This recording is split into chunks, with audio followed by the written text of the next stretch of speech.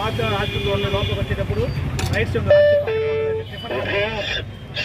బజ్జీలు, పకోడీ, చిన్న పునుగులు, పెద్ద పునుగులు, జాంగిరి, స్వీట్ అన్నీ ఉంటాయండి. చిన్నప్పటి నుంచి అండి బాగా కష్టజీవండి. మేము చదువుకున్నప్పుడు చిన్నప్పటి నుంచే బాగా కష్టజీవండి.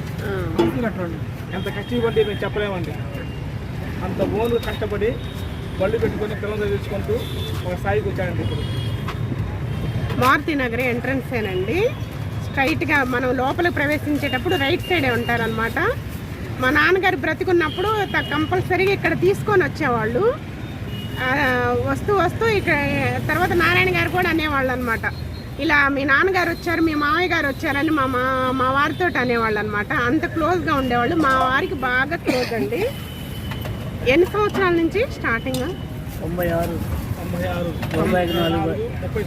30 సంవత్సరాలు. రూపాయికి 4 బజ్జీల నుంచి. ఓకే.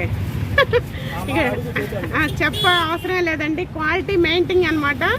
ఇక ఎప్పుడు కూడా వచ్చేవాళ్ళు వెళ్ళేవాళ్ళు చేతిలో కవర్లు ఉండాల్సిందేనండి. కంపల్సరీ ఇక్కడ ఈ బజ్జీల గుమగుమలకి, ఈ స్మెల్కి, ఈ సువాసనలకి చక్కగా చేతిలో క్యారేజీ పెట్టుకొని కవర్ పెట్టుకొని ఇంటికి తీసుకెళ్ళి రుచులు చూడాల్సిందేనండి. నారాయణ గారి బండి ఇలా ఉంటుందన్నమాట. సూపర్ అనమాట. ఇదిగోండి జిలేబీ వచ్చేసేసి బెల్లం జిలేబీ అనమాట.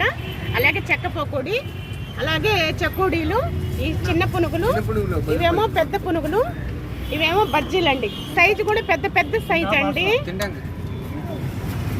ఇక కస్టమర్స్ బాగా వస్తూ ఉంటారండి. బాగుంటుంది అనమాట. ఎంట్రన్సే బాగా ఎంట్రన్స్ అండి. ఇదిగోండి జాంగ్రీ మొత్తం ఓన్గానే ప్రిపేర్ చేస్తారనమాట. ఓన్ తయారీ అనమాట. ఇంట్లోనే చేపిస్తారండి.